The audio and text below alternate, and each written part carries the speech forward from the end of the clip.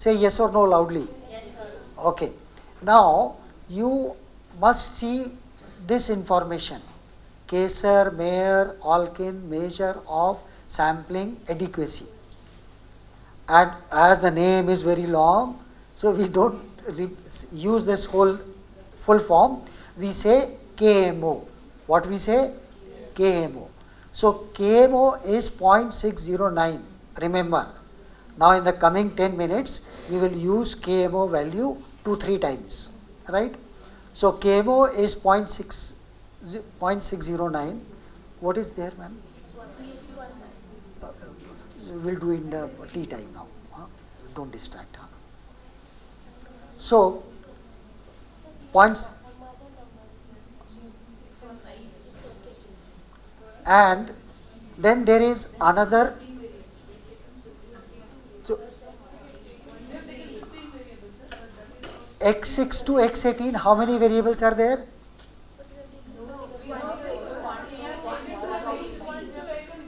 No, it was told you to take x6 to x18. No, Word document is an exercise document. The Word document was to be referred only for commands. So don't worry, repeat it again, do it again, and use x6 to x18 quickly. Repeat your exercise, and ma'am, in your laptop I had put the variables. So, and I told that only x6 to x18, because only continuous variables can be put for factor analysis, not categorical variables.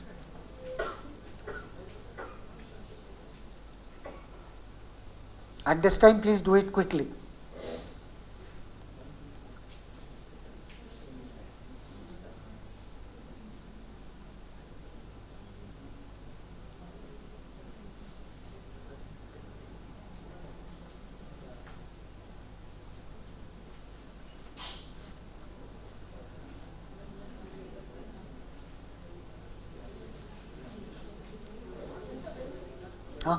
Same? Now it has come, same? Good. Divya ma'am, done? You are having the same output? Same sheet? Please do it fast. Done? Madam, done?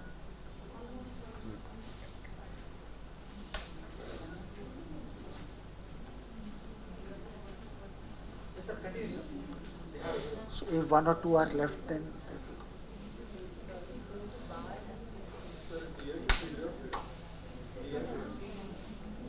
what? Degree of freedom. Yeah. DF means degree of freedom. Now look at the board, please.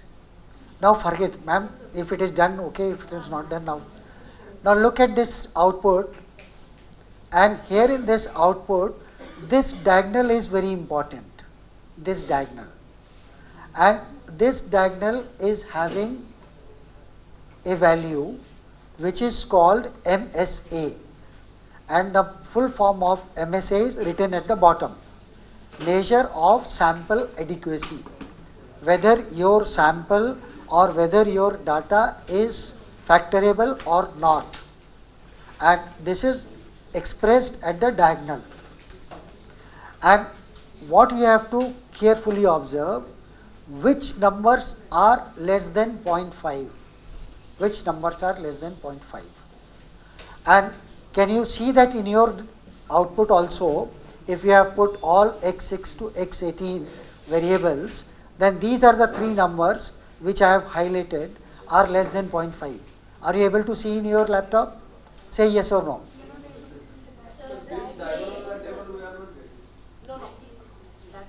You are not able to see? Values are little different. And the variables are same? Variables are same? But values are little different? Yes. Okay, maybe the sample size is different, and there can be a number of reasons. But are you... Same in second row, Huh. anti-image correlation. You have? First is anti-image covariance. Huh. Their values are different. That is a different table. I am asking to refer anti-image correlation. Okay, then it's fine. Then the values should be same. Yes. They are same now. Now,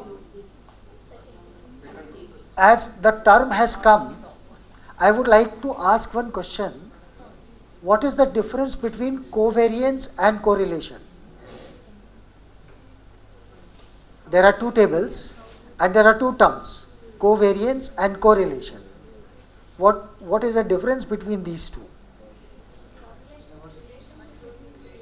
And covariance? Variance of? As the name says, covariance.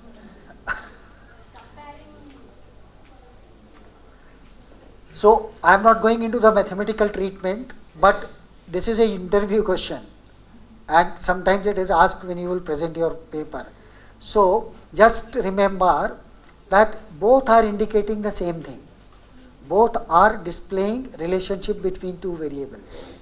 Covariance is unstandardized form, and the standardized form of covariance is called correlation. And what is standardized and what is unstandardized? You know that correlation is between -1 and +1. Covariance can be more than 1 or lesser than -1. And when we standardize covariance, which can be higher than 1 or can be less than -1, then after standardization it is into the category or in the range of -1 and +1. Then it is standardized. Then you can compare.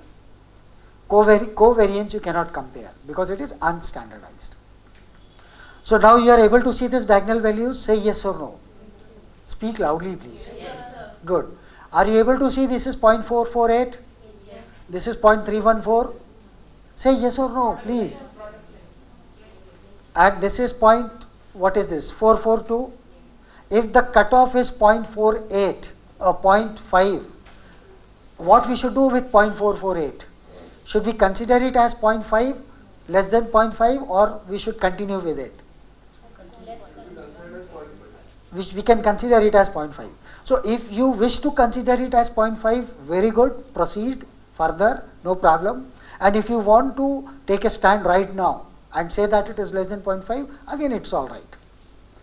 That's why in today's session, in the first 15 minutes, I discussed these aspects. That if I say like this, don't show your surprise that ये भी अच्छा है, वो भी अच्छा है, तो फिर असल में अच्छा क्या है? The topic and subject is like that, right? After that, you need to know that how to interpret KMO value.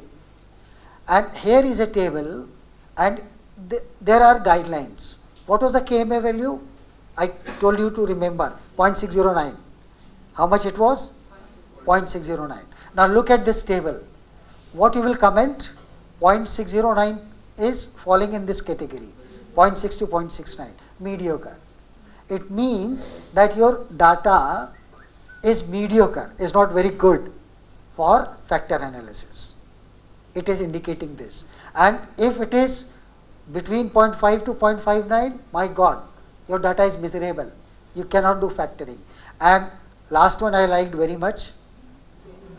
Go home, sleep, don't factor. Right? Don't bother yourself. Factor analysis is not applicable. And this is the source from where this table is taken. Repeat the same procedure and delete X15 and X17 quickly. Because now you have a guideline. X15 and X17. They are bad. They are not good.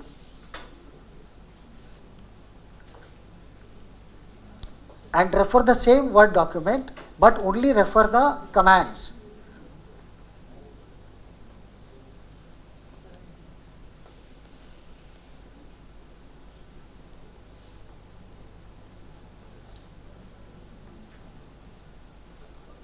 Done? You should get this table. And this time you have done very quickly. Very good. Yesterday I told you teaching SPSS is very easy. It takes half a minute for running factor analysis. But the important thing is interpretation.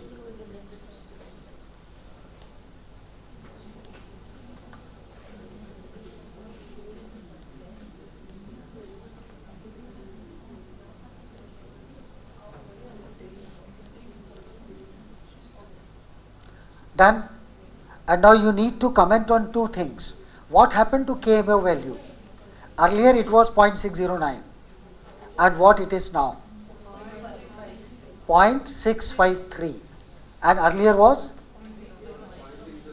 And so it means improvement is there. There were two troubling variables which we have deleted and we have taken a clue from MSA and the MSA value was less, so we have deleted them.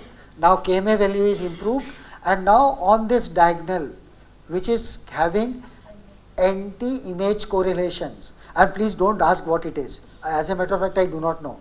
Yesterday I told Professor Gaurav that if somebody will ask me what is anti-image correlation, then you please remain in the hall and then explain. Okay, now after doing this, you refer to this table which is rotated component matrix. Are you having the same table? Madam, look at your output. And see what is in column 1, column 2, column 3, column 4. Out of your 12 or 13 variables, factor analysis has already made 4 factors. That's why you are having 4 columns. This is thing number 1. Thing number 2 is, you see that how X18, which is delivery speed, however the data is related to a company in America which is manufacturing paper, publishing paper and distributing it. It is in their business. So you can see that the variables are like that: delivery speed, complaint resolution, order billing, sales for image, e-commerce activities, advertising, blah blah blah. X18 is loaded on these 4 factors like this, and read these numbers. So delivery speed is very well connected with which factor? Factor number 1 or 2 or 3 or 4? 1. So first row is clear. Complaint resolution, variable X9, it is connected well with which factor? 1. And likewise you interpret all. And now look at X11. What happened to X11? You interpret this. How I have done coloring, I have taken this table, this output to Excel sheet first and then colored, right? And then taken a screenshot. If you try to coloring in SPSS output, probably it will be difficult, right? So don't try to color there. So this 0.59 and 0.642 both are very close, and there is a tie whether X11 is on 1 or X11 is on 4. It's difficult to say. Are you able to understand? Say yes or no loudly. Yes or no, please speak loudly. And then go back to the first sheet where I had said that what we should do with 0.448. If you want to delete right now, good. If you want to carry on, please carry on. But you will find if this variable is not good, some indication later on, and which is indicated that X11 is again a troublemaking variable, right? Which is shown here. Very good. Do that. And then I will ask you KMA value, new KMA value.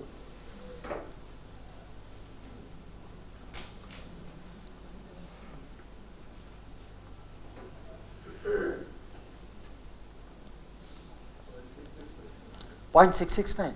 Earlier it was 0.601. 0.65. Earlier it was 0.60. 0.65. And now, so it is there is a gradual improvement. It means that we are in the right direction.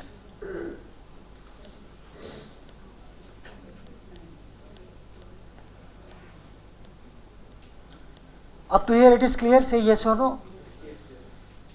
All. Sir, but there are other variables also within the rotated component matrix, which, for example, this one, yes, X7.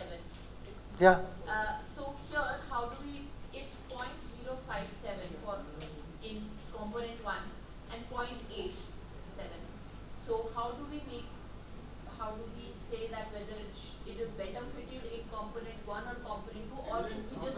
value.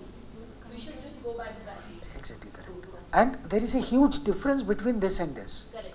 So it is indicating that it is better with 2. With 2. है ना?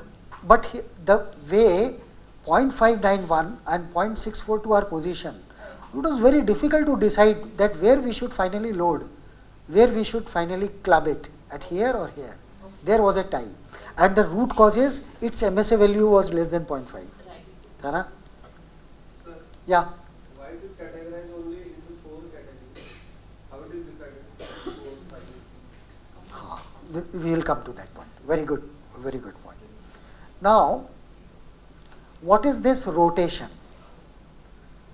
Because you have given one command for rotating values. And are you able to see this diagram? Either you refer this on the screen or you refer in your laptop, wherever you are comfortable. That's why I have given PPTs to you. And don't look at this dotted lines. Don't look at these dotted lines. Only look at continuous lines. And look at values which are mentioned with red color. Up to here it is clear. Don't look at dotted line. Don't look at green colored numbers. Look at red colored numbers and continuous lines. And see, this is variable 1 and this is variable 2. Right? And don't look at rotated factor 2. Don't even read it. Don't refer this, don't refer this, don't refer 0.16, don't refer 0.90. Now variable 1 and variable 2, and see the value. Variable 2 is 0.7 and here it is 0.6. And this is factor 1 and this is factor 2. Look at very carefully and observe very carefully. This variable 2 is loaded on factor 2 where factor loading is 0.7. Variable 2 is loaded on factor 1 where the loading is 0.6. And this type of thing should not happen. The same which we have discussed with X11, that it is loaded on 1 and 4 and it was difficult to decide that finally where we should consider, in group 1 or in group 4. The same thing is being explained here. If factor loadings are not rotated and if they are left as unrotated, the clarity is like this, which is poor clarity. With the example of variable V2, factor loading 0.7, 0.6. Up to here the point is clear. Say yes or no loudly. Yes. Good. Now forget dotted line and forget red numbers. Now consider rotated axis, this and this. Just small clarification. Orthogonal, it's a algebra or trigonometry word and it means 90 degree. That's it. Right? In statistics the terminology is very dangerous. Right? You say orthogonal, my God. So orthogonal means 90 degree and we are rotating with some angle. This angle is there. What this angle should be, this is pre-decided by statisticians, mathematicians and engineers who have helped us. They know that how much angle should be given. They have already inbuilt this algorithm or mechanism within SPSS. Our friend SPSS had done that and now we are seeing the final usable outcome. Now look at the green values. How much it is? 0.90. And here it is. Can you see that now the difference is very big and good, which was earlier very close, 0.7 versus 0.6. Now it is 0.90 versus 0.16. This is the work done by rotation. When you have given the command of rotation, then SPSS had rotated the loadings and because of rotation, the factor loadings are more clear. It means that after rotation, the grouping is more better, which is having less ambiguity, where ties are less. Picture is more clear. Data is same. It is only mathematics or it is only graphical presentation. With the help of rotation of axis, we are able to achieve that. Up to here, is this clear? Say yes or no. Yes. Now it is variable 2, 3, 4 are the only three. This is, you don't interpret this way. It is only an example which is showing you that how a variable is more clear after rotation. The point is this. The values are, this is taken from page number something. Page number is missing. Page number 148 of the same book. You can see the same diagram in the same book which I have recommended. And this is only showing that after rotation, more clarity is there. Then unrotated factor loading, all these things I don't want to explain. It's easy to understand. KMF value is 0.669, which is 0.7 almost, and 0.7 to 0.79 is just below meritorious. It is just below the category of meritorious, meaning thereby now your factor analysis is done, and these are rotated factor loadings. Factor loadings are nothing but only correlation, coefficient of correlation between individual variable and the factor. And you were asking me that why 4, why not 3, why not 5? Are you able to see a scree plot in your output? What is the meaning of scree? I am having a very good colleague and his name is Sijo. Madhi madam knows, right? So we used to prepare syllabuses and send to universities. So one day he was preparing syllabus for multivariate analysis, and when factor analysis come, then its subtopics came. So there was scree plot. So Sijo is MA in English literature. So Sijo had changed scree plot to screen plot. Sijo thought that scree is a wrong word, it should be screen plot. So he had changed. Then after doing this, he has to show all this to me so that I approve it and then we can send. Then I told Sijo that, Sijo, why this is screen plot? Then Sijo said that, sir, earlier spelling was wrong. It was screen plot. Then I told, no Sijo, the earlier spelling was correct. Now you have made it wrong. Right? Scree means what? Kachara. You understand Hindi? Kachara, garbage, right? So when you see, this is very common in our country. Imagine a very big apartment where 200 or 300 flats are there. What they will do in the morning, other than natural work? Throw the kachara, right? Where they throw the kachara? Outside the boundary wall of the campus. Not inside the boundary wall, outside the boundary wall of the campus, and there is a particular designated place which is naturally decided. Nobody had said that put here, but by default everybody is going in the morning and throwing kachara there, and the kachara looks bigger, and then a point comes when it cannot hold more kachara and it starts falling down. Scree. So that imagine that plot, and that plot is there in front of you. That's why they have given the name scree plot. And the thumb rule is, and don't ask me what is eigenvalue, and if you ask, I will refer the question to Gaurav. So it's a mathematical terminology or mathematical treatment. Eigenvalue related to matrix and vectors, difficult to explain. Just understand that eigenvalue higher than 1 is considered for factoring, for grouping. So you see 1, 2, 3, 4. This is just 1.039.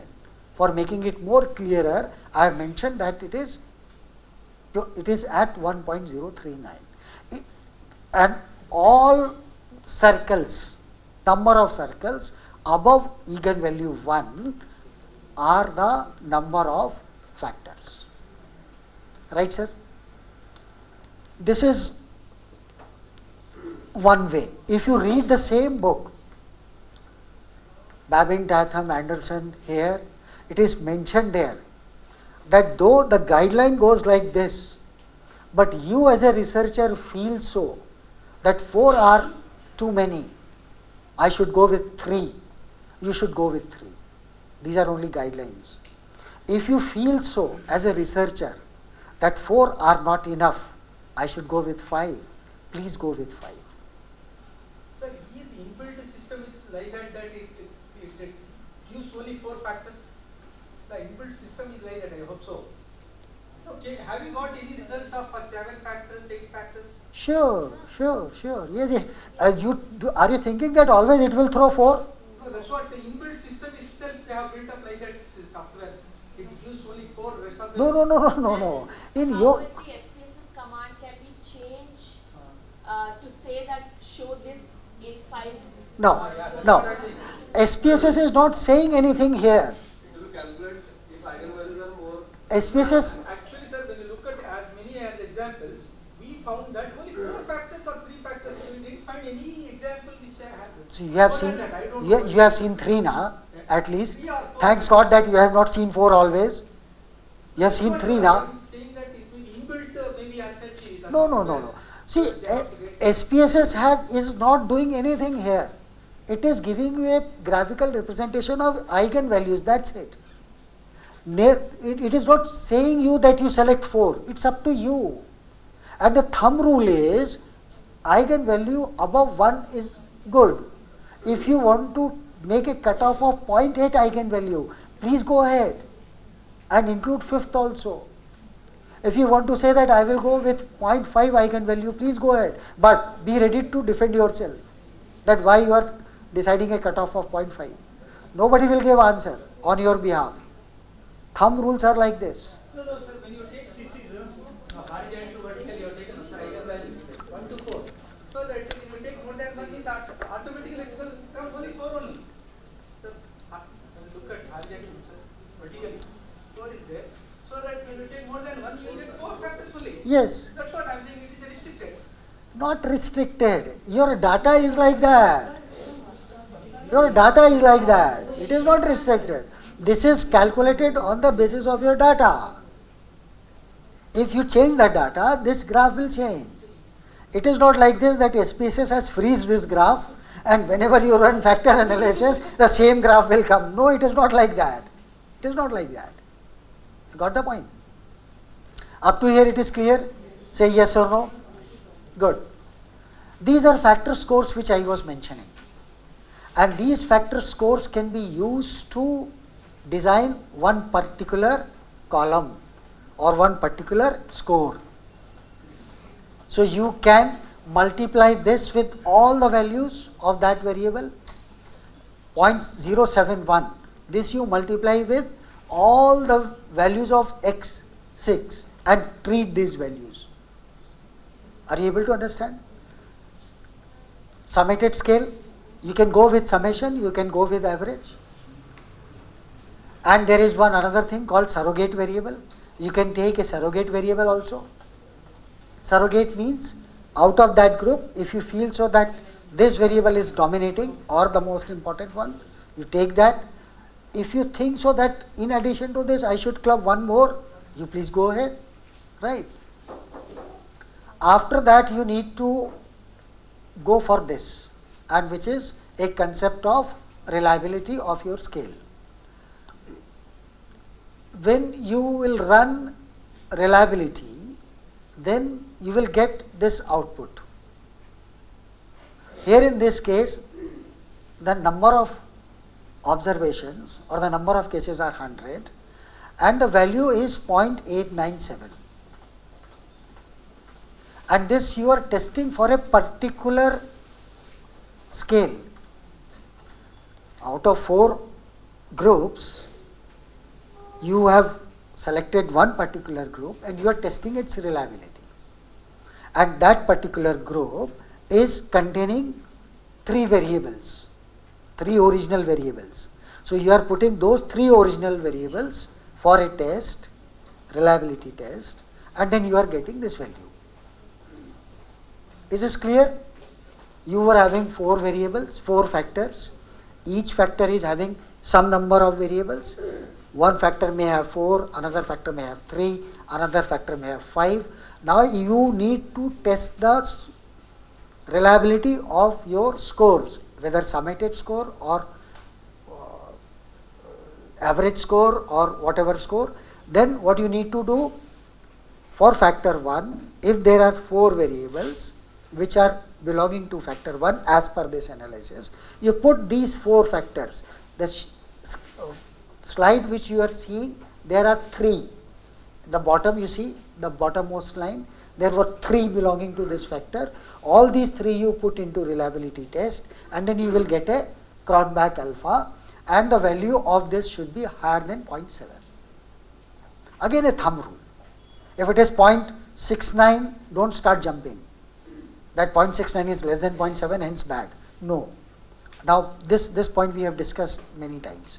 You need to apply your judgment, and again it goes without saying, if there is any tie or if there is any close difference, discuss with senior statistician. Discuss with some senior experienced person who will explain you more dimensions or explain you more aspects related to that. Sir, Yeah, small question. please. In SPSS, can we calculate that? Yeah. I was going to do that. So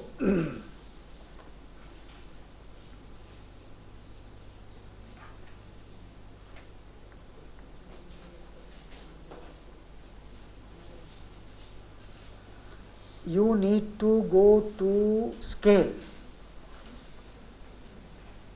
and if you go to scale, you will go to reliability analysis, right?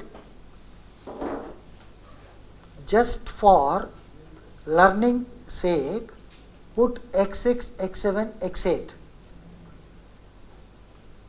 under the name items. Don't do, and just see what is there in statistics. There are so many things. Always better to go for item, scale, and scale if item deleted. I like this last third one. Scale if item deleted, and then continue, and then OK, and then you will have something very wonderful.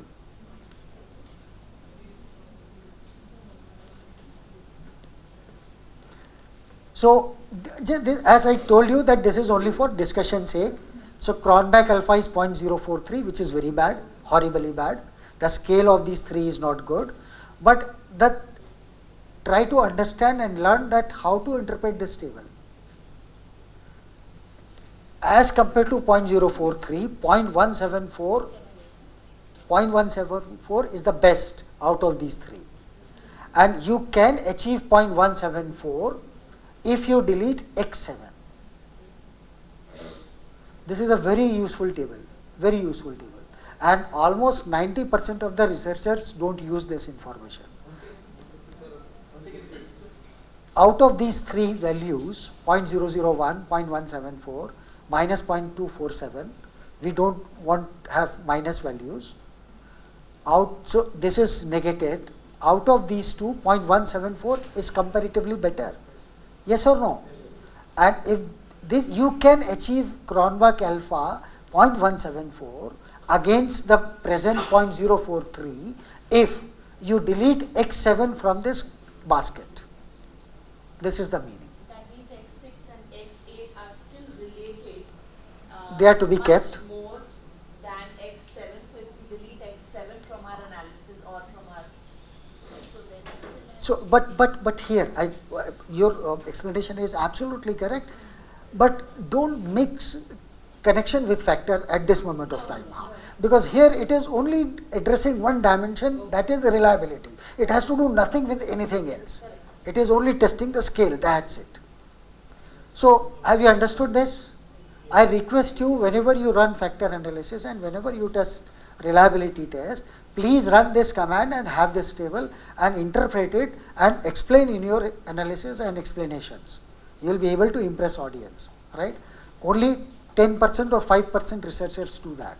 Please do that. After finding factors, you have to do, Sir, sir. Variables are there, that will take you are into account. exactly, and you will go ahead only if Cronbach alpha is more than 0.7. otherwise not, right? Ma'am, just give me 2 minutes.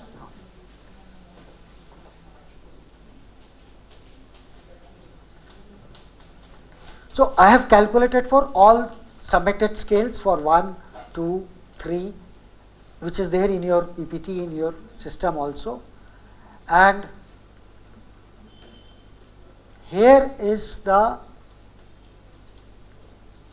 thing which I wanted to tell you. Now the 3 types of scales are there.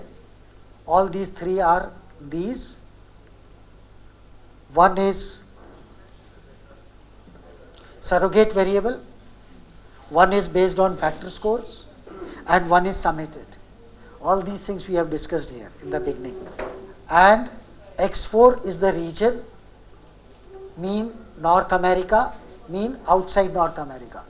There is a variable which is bifurcating all 100 observations in these 2 categories. So imagine 2 classrooms, different classrooms, and we are teaching a subject, statistics, and we have done a quiz. You want to test whether both the classrooms have performed same or not. You will run independent sample t-test, which we have seen yesterday. Same test you will apply, and then, now I am not explaining independent sample t-test. Here are the t-statistics, and here are the p-values. I have knowingly colored in one particular pattern. This yellow stands for X9. When X9 was considered as surrogate variable and p-value is 0.925, it means what? Null is accepted. And what is null? The null says that the mean of something of North American population and mean of outside American population is same. Recall how we have designed the null hypothesis. So if you choose X9 as surrogate variable, null hypothesis is accepted because it is more than 0.5 now. P value is 0.925. So if you, now you understood how independent sample t-test is being applied here? Say yes or no. Okay. And if you consider factor 1, and factor 1 is a scale or is one column, if this is used for independent sample t-test for these 2 regions, see the